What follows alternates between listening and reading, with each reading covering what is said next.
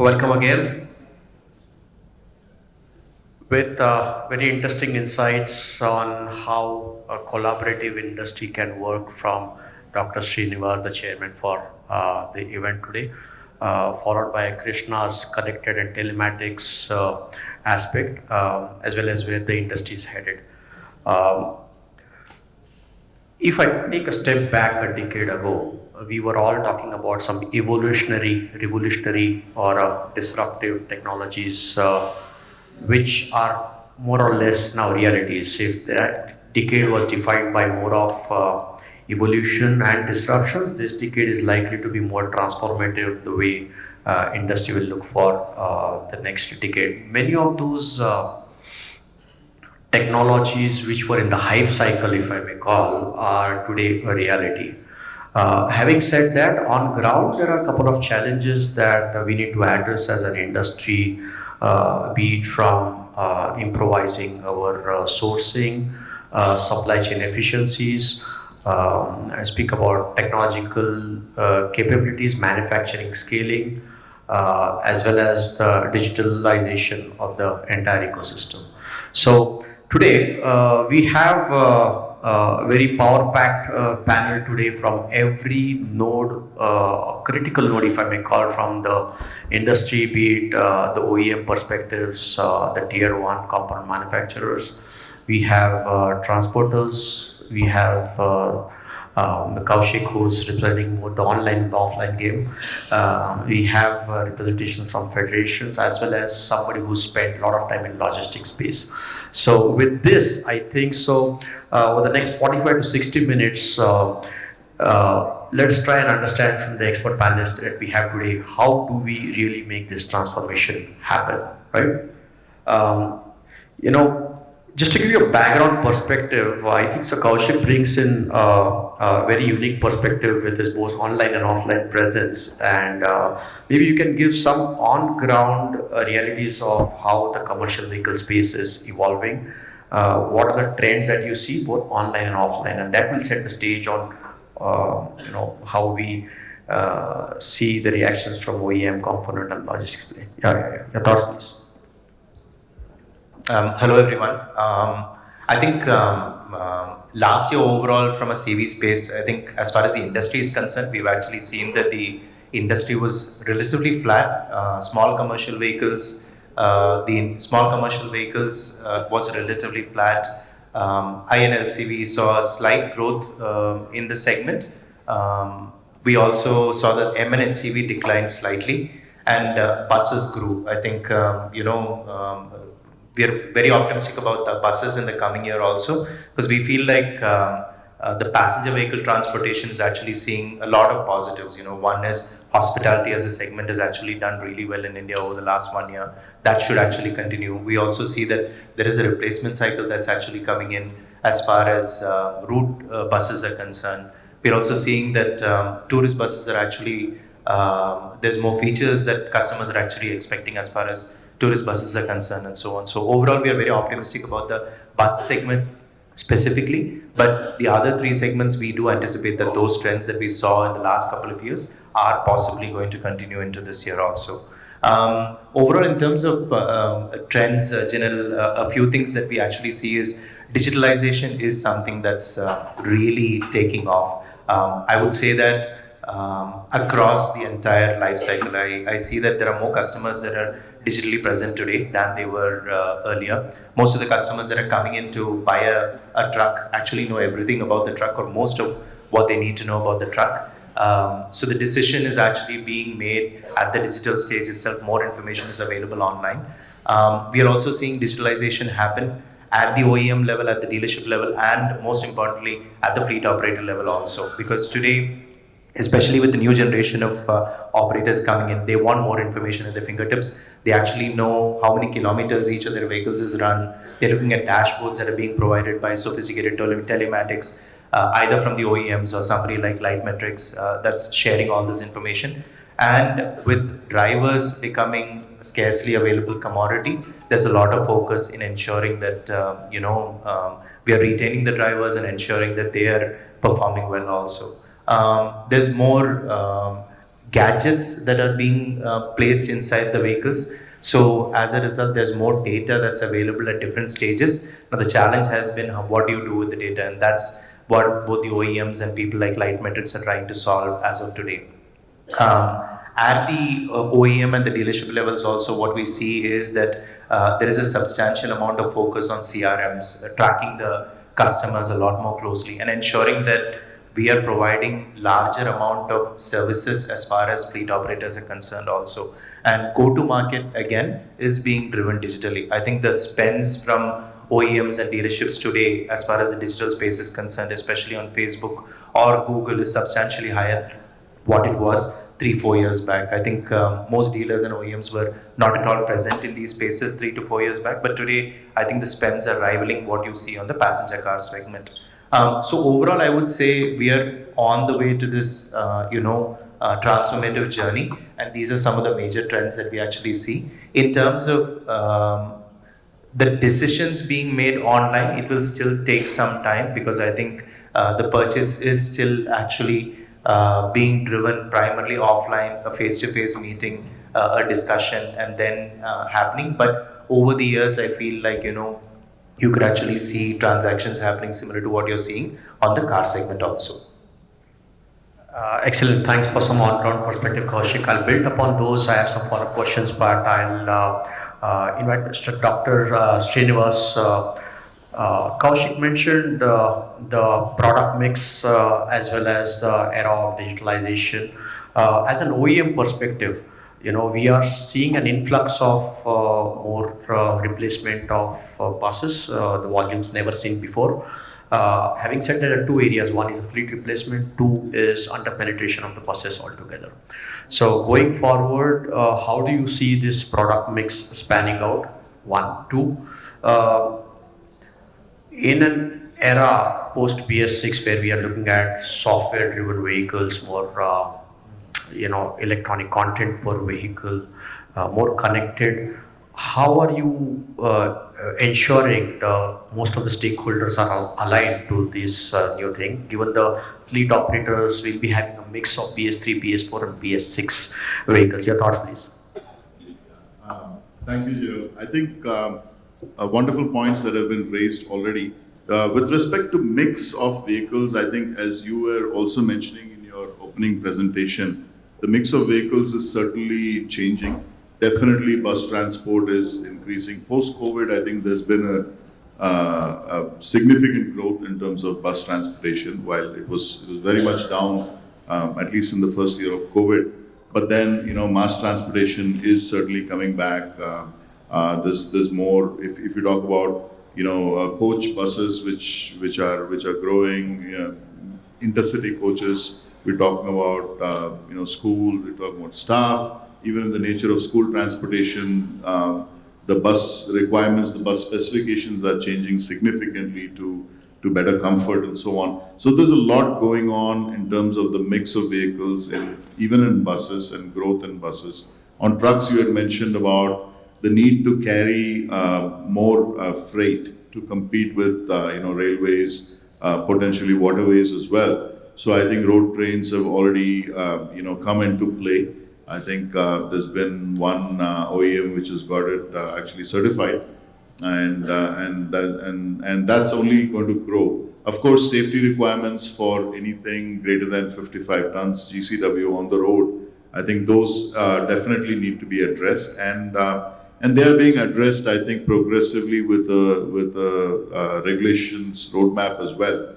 So definitely, I think that element of mix change, probably out of multi-axle vehicles, lesser dependence. You can see that the 3-axle vehicles and 4-axle vehicles are already have degrown, and 5-axle multi-axle cargo vehicles have grown significantly.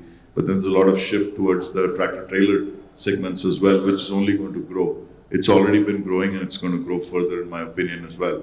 With respect to how to address this in terms of innovation and technology, I think Kaushik also mentioned this just now. There's been a lot of change in terms of how we approach the market. Productivity, efficiency, obviously, are very key. fleets, the nature of fleets, even if you talk about buses, right?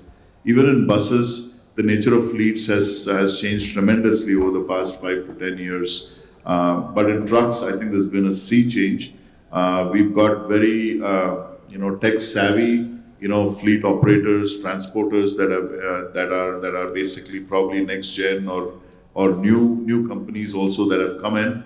And so their dependence on technology to optimize their fleet management, I think, is very high. As you said, there's going to be a lot more technology that we will have to deploy to make this work. It's already happening in bits and pieces, but I think collaboration. One of the themes of this conference, I think, should be collaboration in terms of how do we really unlock the potential of technology. As I said earlier during my brief opening address as well, I don't think any one player can do all of this. So I think it's really about meaningful partnerships and how to get the right technologies to the market, because the market is ready to adopt them. Sure, thanks. Wonderful. I'll take a cue from there. And Anil, Dr. Srinivas mentioned an era of more technological-driven fleets. I know that you are a tech-savvy fleet. On ground, I would like to understand what level of technologies have been realistically adopted in fleets, be it connected, be it telematics. How are we really integrating the multimodal aspect of it? Your thoughts, please.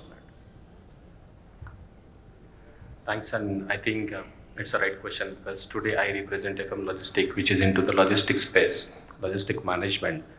And we truly believe that technology is the backbone for the entire operations management today. And that can be only possible through all telematics, IoT devices which are fitted onto the trucks and the various tools which can help us to optimize the overall operations to being a cost effective and cost competitive.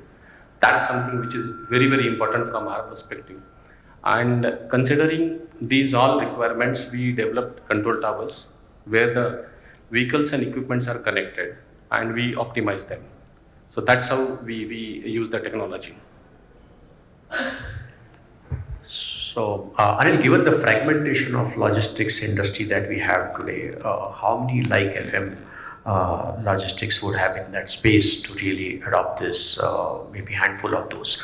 But if you look at inclusivity and the real penetration of this usage of technology, how far or near are we from getting it in an era of ETA and quick commerce? It's becoming, customers are really want everything yesterday. So how do we include the small, medium to transition to this technology? Any thoughts as one of the industry leaders in logistics space?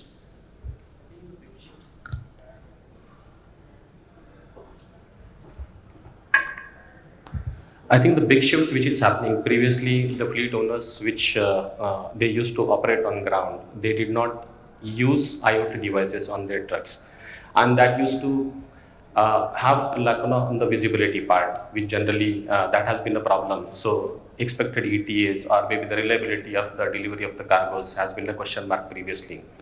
But with these OEMs now coming up with the IoT devices inbuilt fitting, and those are like connected with a lot of platforms which are like aggregator platforms or maybe visibility platforms. Those are actually helping our companies or companies like us to have proper visibility on actual vehicle status, and that brings in more reliability on the services part. In today's scenario, I think a lot of people are making a big shift on these parameters, but still there is a long way to go.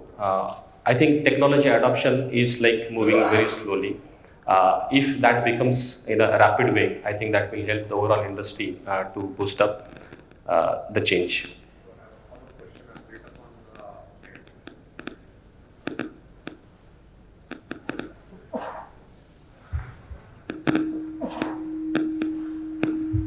Hello, yeah. Building upon what Dr. Srinivas and Anil said, Shweta, I'd like to bring your perspective. Technology, cost, scalability. From a tier one perspective, addressing all of these expectations while managing the disruptions that we are seeing in sourcing and global supply chain, you coming from that background, how are you going to balance this? I will first talk about the cost, scalability, and adoption. That bit. So when we look at and I'm just talking about the space in which ZF commercial vehicle operates. When we look at the adoption of technology purely by way of value per vehicle in India, if that's $600, in Europe that's $3,000. So what's available out there is much larger than what we have adopted. That's available. Now it comes down to how do we adopt it at the price points that India is comfortable paying. So, there's a lot available when we are talking about connectedness, when we are talking about solutions. It's there, and then building upon talking about partnerships. No OEM can do it alone. No tier one supplier can do it alone. It has to be always done together and through dialogue, through working, building it all up in collaboration, with trust and partnership, and maybe even long-term partnerships. So that's the bit. Now coming down to the disruption bit of it, or the supply chain disruption bit of it. A lot of these technologies currently are not available in India and therefore not manufactured in India. They would have to be imported. With Red Sea disruptions, what we see happening in the Middle East, what we see happening across the globe with the COVID disruptions.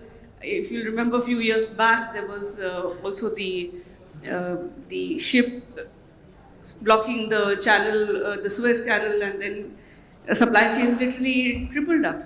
And we incurred huge amounts in freight, sometimes airlifting something, which just makes everything more expensive for the customer.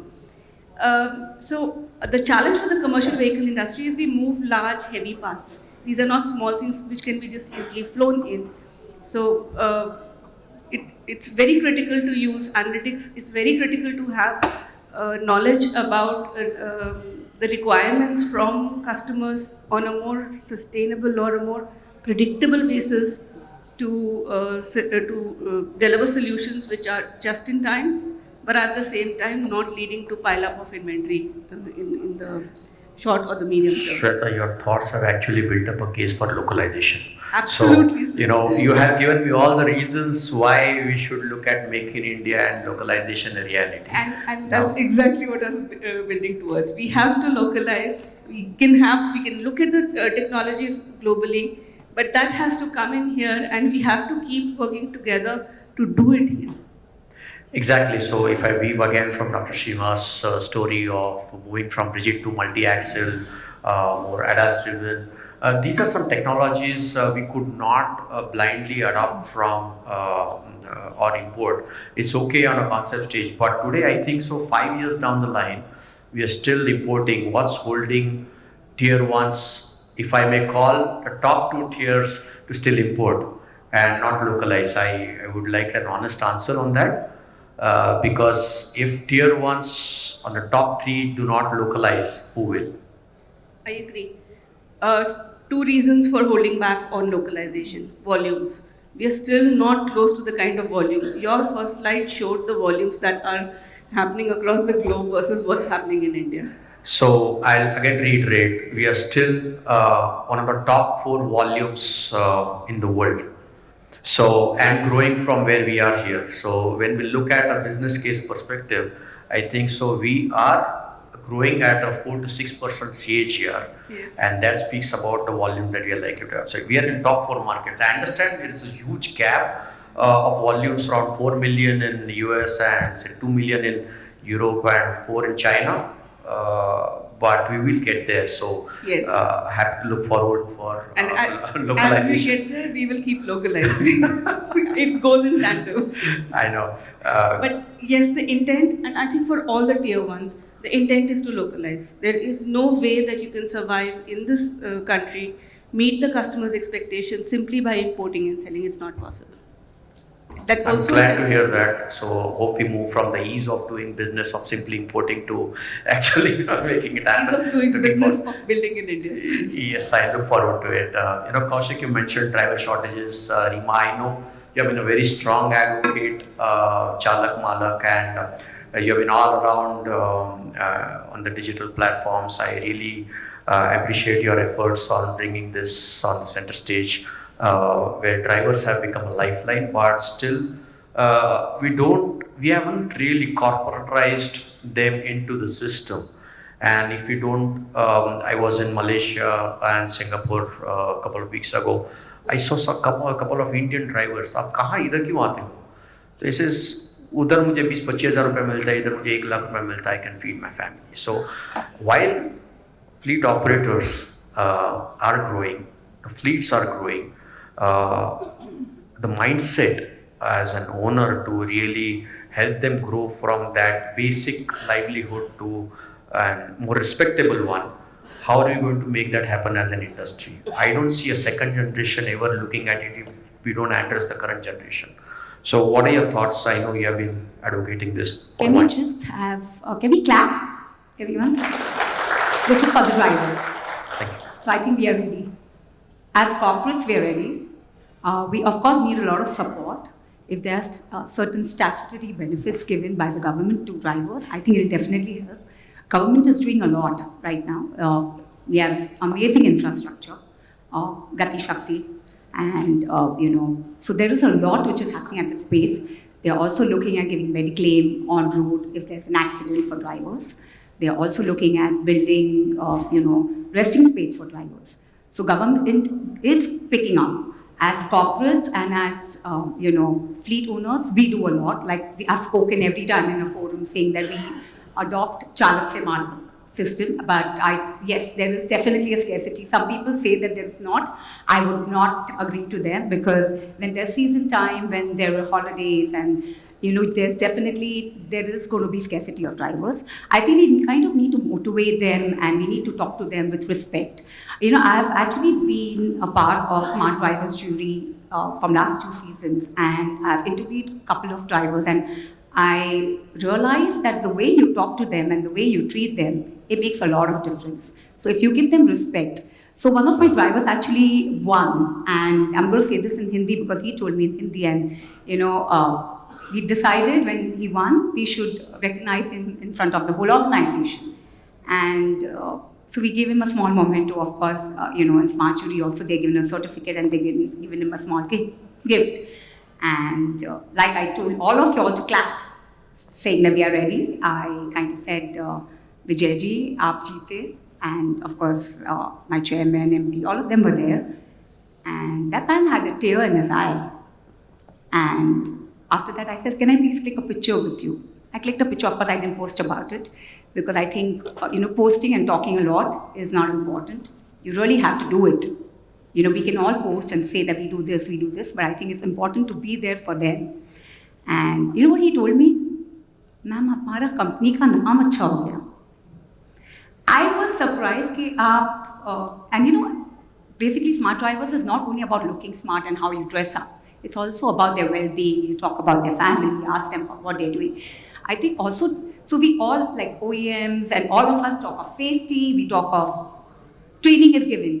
They are extremely smart with technology, let me tell you. They're smarter than us. They pick up from the transition from BS4 to BS6, OEMs supported, they adapted it, right? Today, and if you talk of any because we are into cold chain pharma and they know how to maintain the temperature, and we all know how important they are.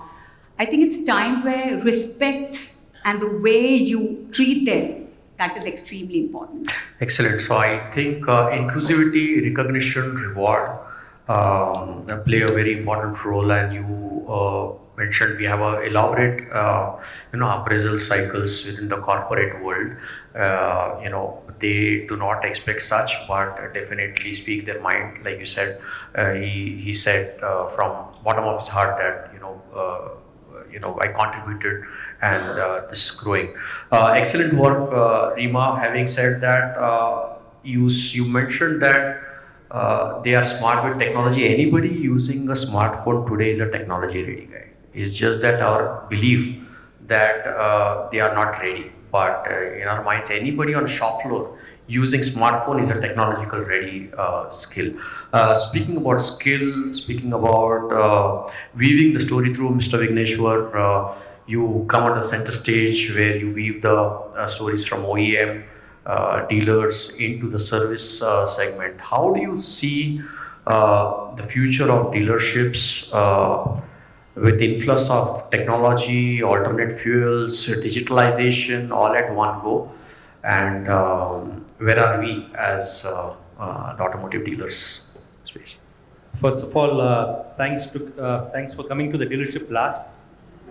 As industry practice, they do everything and then they tell the dealer, okay, we have done this. I know I'm sitting next to a way. And also, thank you, ma'am. You said a tear on the eyes of your driver. Shyam Malar is here. He's my colleague from VCV. He was ex-VCV. At the end of the 31st of every month, I used to have a tear in my eye. I finished the targets. And by 9 o'clock the next day, I'll get a tear in my eye again. Oh, bloody hell, the targets for the next month. Anyway, after having finished that, I had to get it out of my heart. I did this. So now, since the system is clear, digitization is something which, as you rightly said, everyone knows. My kid probably knows better. My niece knows it better than what any one of us can deem what this particular world of digitization can do. Being it the driver, being it the customers, being it the manufacturer, I think everyone wants the dealer to be digitized. And as you rightly put it, we are the people who do the last mile connectivity between the customer and the OEM so that the products can work better. More importantly, these days, even the accessory supplier or the component supplier also becomes a very important component here. At the same time, we're talking about digitization, we're talking about data. We also need, as an industry, all of us start giving more importance to this new DPDPA Act, which is coming out there. It's huge. Digital protection. Yes, it's massive. None of us know even a little bit about it. I think all of us need to dwell more into it so that we use data through digitization with consent. More in line with GDPR. Yes. So we need to do that. At dealerships, we use data, we use digitization to help customers in terms of workshop management, in terms of workshop productivity. We talk about efficient stock management, be it spare parts or vehicles. We also talk about being consultants to customers regarding using their vehicles better, which horse for which course, which vehicle for which routes. So these are something which we really work well with. And we also had some presentations from you regarding how it's important to look at data as something which is useful for the customer and not kind of drown the customer with the data. So we help that. At our showrooms, we are increasingly using AI assistants so that customers can be served in a way which is a lot more uniform, consistent, whether it's 9 o'clock in the morning or 6 o'clock in the evening. We tend to, as a human being, our performance deteriorates. But certain applications, specialized applications, we find that AI is doing a great job. I've been visiting the US quite regularly in the last 4 or 5 years. And like FADA, they have NADA there, the North American Dealer Association. And literally every specialized job which can be replaced by an AI, they've already done. And they find the responses to be better. They find the responses to be a lot more consistent. And I think this would be the way to go. But our understanding of AI in the Indian system is quite weak. And we really need to work quite strongly along with the OEMs to help us out to carry us there. But that's the way to go. Yeah, absolutely. I would, agree that AI is going to play a transformative role, and the awareness seems to be very bleak even today. It's not as complex as you think. It's a better you. To put it simply, right? It's a better you. Add something here. Google, I sat for a presentation from them, a workshop, and I was pleasant to find out, surprised that the rural market in India seems to be spending more time digitally than the urban market. So that's again a huge thought to work on. Absolutely. Very interesting points on technological adoptions, and it's rare to see where the AI adoptions happening, specifically at dealers level. So it just speaks, Dr. Srinivas, I'd like to have your thoughts. Yeah, is the mic working? Yeah. While Industry 4.0 or IoTs and technologies already in place now, how are we improving the operational efficiencies? One, two. What have been your learnings with electrification so far with electric buses? Since we are facing a lot of teething challenges, we have not seen the scale as to the level we should. And that's primarily the reason even Sweta is wondering whether we should localize or not. So I'd like to, we'd like to learn from your learnings of the e-bus segment. I think there are lots of points in what you mentioned. Operational efficiency, I think, definitely is something that we need to continue to work on. While Industry 4.0, IoT, and all this has given an umbrella for the set of technologies, I think technologies have been there for some time. They are getting more integrated. But I think the key is to make sure the entire supply chain can work well. It's not enough to automate or to transform our factory, the OEM factory alone, to an Industry 4.0 setting. It's really to make sure, I think, that we can synchronize schedules, that we can digitize every part of the operation, right? Across the ecosystem, all the way from your, tier 1, tier 2, and so on. And I think as you go farther away from the OEM, the tier 1s are huge companies, generally speaking. Tier 2s, many of them are quite big. But then when you get into the supply chain, then you find that there's not much of there's not good forecasting there, and there's a lot of inefficiencies which need to be So what's the bottleneck? Is this the financing between tier 2, tier 3s to adopt? Because see, IoT and 4.0 has been around for 7 years. Yeah. We always knew OEMs and tier 1s are going to adopt. Where do you see, how can we enable the tier 2, tier 3s to align? Because you mentioned very important thing, forecasting or alignment is not happening at tier 2, tier 3, and that's where the supply chain bottlenecks happen. Yeah. So, as an OEM, within your vendors, what percentage of those would be IoT ready? I don't have an exact number, but if I was to estimate it, I would say it's probably between 10 and 20% at the most, and they would be generally the larger companies, and they're obviously focused in terms of how to improve their own productivity, if you will. But then, there's also stability in terms of sourcing and supply chains, right? While we talk about strategic sourcing, and every company tries to do that, sourcing and supplier development is still not something which has happened in a very organized manner, right? Various OEMs obviously have done that. If you look at any global company that wants to come into India, the first thing that they do is actually try to set up sourcing here, try to set up, a supply chain here. Because that is probably still, while there are excellent companies here, I'm not debating that, but the extent of the supply chain that you need, not just at a tier 1 level, but at tier 2, tier 3, and so on, is still in its very formative stages. It's a huge gap between the. It's a huge gap, tier 1 to huge tier gap. And also there's been large-scale disruptions globally, right? I mean, there's been emissions level disruptions, and this is something that came up as we were moving from BS4 to BS6, right when BS6 was announced, probably in 2016 or so, and EV policy was also announced. And I think that got a lot of people confused in terms of what exactly are we trying to do?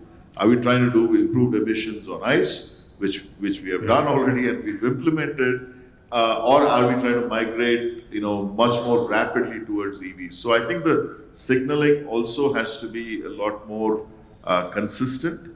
It's not easy. We talk about alternate fuels and technologies, but it's not easy for any entrepreneur to guess what is going to be adopted, because there's a lot of policy framework that needs to support, there's a lot of infra framework that needs to support. So if I'm a CNG or an LNG manufacturer, component manufacturer, then I might not have that clarity in terms of, should I invest? Is that going to grow? Or we talk about EVs and hydrogen and so on and so forth. And not everybody is big enough to take a huge bet in terms of localization. Right? True. ZF probably is, but but then no, not probably. They definitely are. but then not everybody is a ZF or a Bosch or operating at that scale. But that's what I wanted to bring in. You mentioned ZFs. Not everyone ZFs are Bosch of the world, but think why are we driven by only policies and regulations to make it happen, right? So if you think that a larger term electrification is here to stay, and that's a direction as an industry that we are aware, then we should be looking at a business case beyond incentivization, and that's how it should really happen. They have done their teething bit. They have supported certain incentivization. Was it enough? Debatable. Has industry done enough? Again, debatable. Because when they were incentivization, they should have quickly used the PLI scheme to really scale that up. That's wait and watch. It's not translated to the level it has to. I'll come back to you on this. Anil, speaking about electrification, and Kaushik, you may want to add your thoughts on that. As a fleet operator or logistics service provider, are you ready to adopt any electric fleet into your system? Yes or no?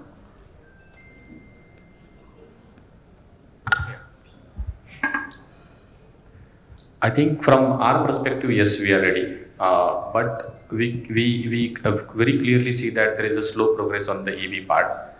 As the policy has already announced in 2016, the progress has already started several years back. But today also, if you see, on the commercial cargo movement part, which is on the commercial vehicle part, there is very slow progress, like high tonnage vehicle or high capacity vehicles are still not available with the long range.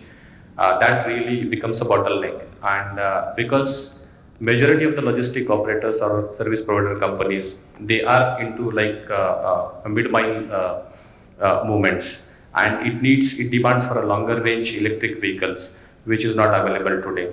As you rightly said, we need to really see that how we can evolve fast in adapting this electrification, so that becomes like cost effective and economical and more greener and sustainable options for logistics service providers to adopt and maximize the usage of it.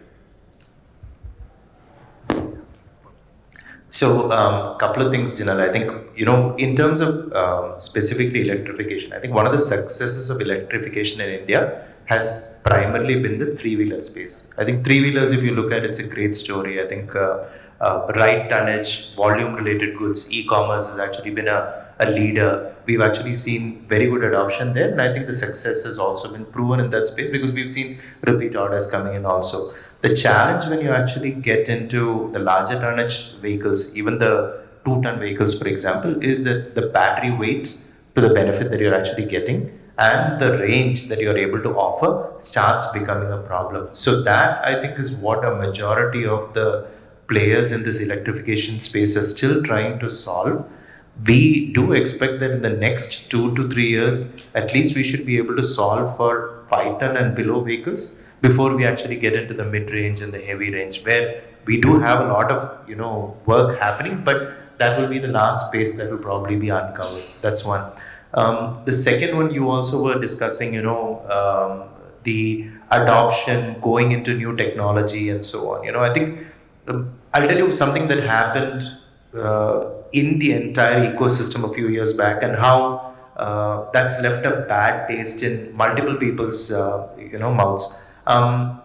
If you look at, I think there was a big push to go towards CNG over the last few years. I think go back about 5 years, 6 years, there was a large push to go towards CNG. CNG fuel was actually priced 10 rupees per liter less than what diesel was priced at. And a lot of people sitting in this room, even Reena, probably Anil, they transitioned their fleet towards CNG because CNG, one, was better priced, economical. The second thing was it was better for the environment. So there was a huge push both from suppliers and from fleet operators to go towards CNG. But unfortunately, what happened is the policy changed. And when policy changed and the fuel was actually priced at the same price, all these other problems actually started coming in. Now the vehicles were not competitive, but the suppliers changed their perspective. They said, you need to keep the same price, and I'm not going to give you anything better in terms of realization.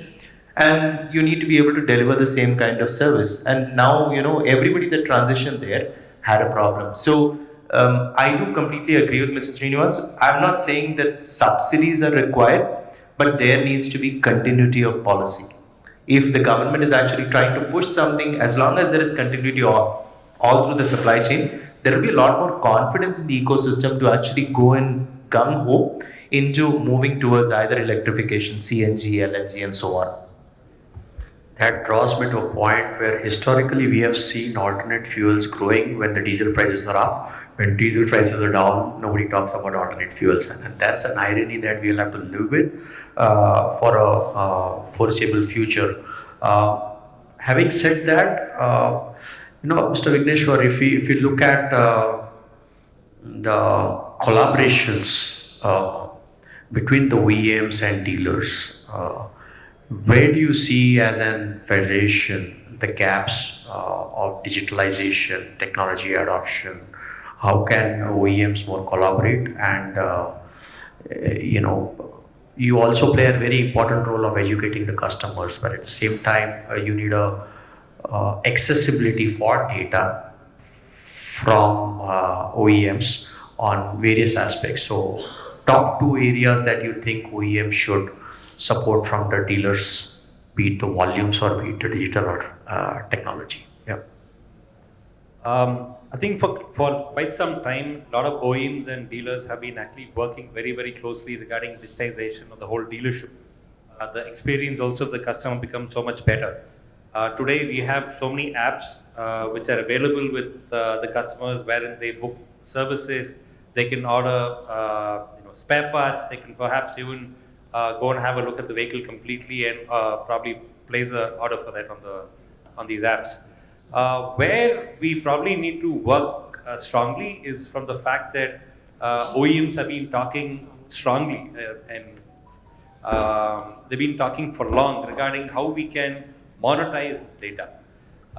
We have seen data actually help us as dealers in terms of improving our efficiencies, bringing down our costs, and also being quite useful for the customers and also for the OEMs to understand the patterns of usage of the vehicles by customers.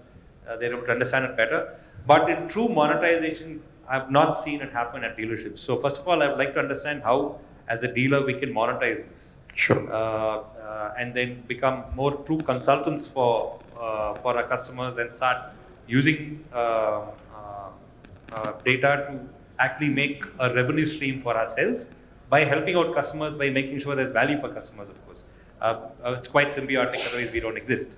There are many ways where the OEMs again can help us understand, because in certain parts of India, in certain brands and certain dealerships, there are also very high attrition. So we need to keep this simple and stupid. They call it KISS, K-I-S-S. Keep it simple and stupid, so anyone can come in and start using it. And this problem does not only exist at dealerships, but also with the customers, because there is attrition rates, whether we like it or not. And the guy who comes in or the girl who comes in probably needs to start using technology as easily as our social media is being used. So keeping it simple and stupid is important, making sure the real monetization towards the customers and for dealerships is understood. And the OEMs play a large role, I believe, in making sure these two things happen. Excellent. On the interest of time, I'm going to conclude before I open the floor for Q&A. I'll take the cue from what you said. Transformation is KISS. Keep it simple and stupid. Don't complicate it too much. And we have to be consciously looking forward for collaborative approach. Localization is critical. Data digitalization is critical. Technology is always available. It's about taking the next leap towards making it happen. And with this, I'd like to open the forum for questions, if any. And please, yeah. Girish. Before we start on with the Q&A, let's extend a very big thank you to all our panelists with a big round of applause, ladies and gentlemen, for sharing their insights and expertise on the CV and road transport industry. Now, we open the forum for Q&A that is powered by Stay Curious with Accolade. So, if any of you have any questions, please raise your hands. Yes, and Girish, put over to forward you. the question. Thank you. My question is to Dr. Srinivas, and probably Rima and Anil can also pitch in. We've seen the transition from BS4 to BS6, BS6 OBD2, now we have AC cabins. The cost of the truck is going up day by day. And the operator is competing, a BS6 OBD2 with an AC cabin is competing with the BS4 truck. As an OEM, how do you make this competition thinner? And as a transporter, how do you actually deal with the freight? Do the customers pay you extra for carrying your goods in a OBD2 AC cabin truck? First of all, Girish, I think it's very unfair that you're asking a question from over there, because I think you know the answer to this already. But I think no, I mean clearly, and that's something which is a challenge with many fleet operators have expressed. Because there's not only BS4 vehicles, there's BS3 vehicles as well that are legally running on the roads. So clearly, I think the only way to make this work is if your BS6 is much better than your BS3. Buy BS6 more. Yeah, exactly. Because yes, yeah. So I think it's about pushing that technology frontier to say how can we make products better. And that's been a focus with us at Mahindra Truck and Bus as well. I'm not here to pitch the stuff, but I think every OEM has actually tried to advance that frontier to make it easier for adoption of these more expensive vehicles. And while they've not necessarily looked at that mixed fleet use case specifically per se, but in general, what's the incentive for the customer to buy or just continue to run their older vehicles? I'll stop here and I'll request Rima to add. Honestly, Girish, no. Clients don't understand. They have ample number of compliances. They have ample number of expectations from, transporters. They think transporters are very rich because they buy trucks. They are. And they keep augmenting fleet, right? So they think they're very rich, and there's so much competition around. So if I don't take a particular client, the other one will be ready to take it at a lower rate. So saying no to business is a problem. At the same time, the cost is going high. We are not looking only at trucks going at a higher rate. Tolls have gone up, and like there's driver retain. You have to retain your drivers. There's driver scarcity. True. There's a lot which is happening at the space. So honestly, none of them really pay that price, and you have to compete. You have no other This is a choice. typical transition journey Yeah. phase that we will be going So through I for am quite some sure the time. drivers, there will be a comfort, but I don't know if the pricing is good and they give a good discount. Then of course we can look at vehicles, and then the cost can be. Here, one quick remark. There is no driver shortage currently, for the record. I'm happy to know. Excellent. Girish, stand corrected. please give me the list. I will come to you. Yeah, there's a gentleman in the back. Yeah, as we have another question, I just want to remind Rima as well, just like transporters are not a bottomless pit of money, neither are the OEMs with the kind of investments that we need to make. I think so. We'll take this offline. Yeah, I think Sridhar. All right, we have time for just one more question. I'll take two more, please. Just hold on. Yeah, All right. last. Yeah. Oh, Mike, please. The gentleman behind. Yeah, you can carry on. I'll pass on the mic. Yeah, just hold on. Okay. My question is to Srinivas Garu. So you talked about a partnership, OEM partnership, right? And recently we have seen one partnership between Mitsubishi and Bharatwell. And yesterday only I read one article for Hino and Isuzu and other something. Can we see you and Tata Leyland can work together for some common goal? We means I am from Aisha. Doctor, you have a lot of business pitches already here. Yeah. Yeah, I think that's a great question. And to your earlier point, Jinal and Kaushik also addressed that. We're not, I think, looking for subsidies from the government per se, while that helps in terms of getting things moving. But I think the industry can work together. Right now it's completely. We don't even agree on standards many times. We don't agree on regulatory roadmaps sometimes. We have so we'll need to, with the increase in the number of players, including within SIAM as well. There's now a lot of push and pull, and SIAM is not a forum for trying to improve your market share. I think people need to understand that. While everybody should try that, I think the arena for that is different. So how can OEMs also collaborate? It's not just OEMs.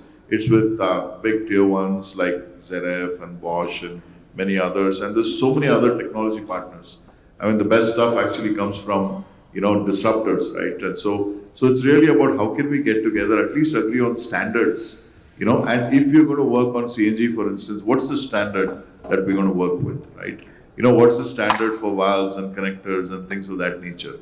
That much of agreement, I think, is great to have, so that you can have an ecosystem of suppliers that are ready to supply. This doesn't require the government to actually intervene. This is actually stuff that can be done at the ACMA level, at the SIAM level as well, right? But that kind of a collaboration is definitely possible. Of course, you do want to offer a different value proposition, right? As any kind of a company, fleet operator, whatever it is, what is the difference that you are offering to your customer? And that part of it has to be unique, and that has to be proprietary to the company. But there are many other levels at which collaboration can happen that are not necessarily the source of competitive advantage. That can be the way the industry can actually moves forward in that direction. Excellent point. All right, we have Yeah. time for just one question. One last question from Hi, you. am I audible?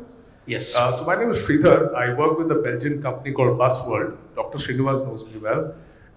So this gentleman actually preempted my question a bit. So I just want to extend the point. When I see the example in Europe, they even go to the extent of developing aggregates together. You've seen very fierce competitors doing that. And I'm just asking in the context of also the right to repair movement, where we, even at dealer level, you want to be able to service the same part or have a commonality of language, so to speak, between vehicles without diluting competitive advantage. So is it how does one- open-ended? Yeah. Yeah. So how does one balance that? If I can ask you, Mr. Srinivas. Thanks, Sridhar. So I think that's a very good point. We need to focus on the quality of after sales. I think right now we don't have that right to repair kind of a thing, which is sort of democratized. It is either you come to my dealership or I don't give you a warranty type of a thing. It has to really migrate to, can we have authorized service centers that are qualified to do the job, multi-brand and stuff like that as well. I think there's definitely more work that's needed in that area. I think so. Similar analogy, the two-wheeler space already happening with Yamaha, Piaggio, and Kawasaki coming at standard practices. It's a long shot, like he rightly said. It needs a lot of ironing out, but questions are many, so are challenges. I think so. There's a day that we can use for any more questions and interactions. Thank you very much, everyone, for patiently listening. Thank you for the panelists, wonderful insights. Appreciate it. Thank you.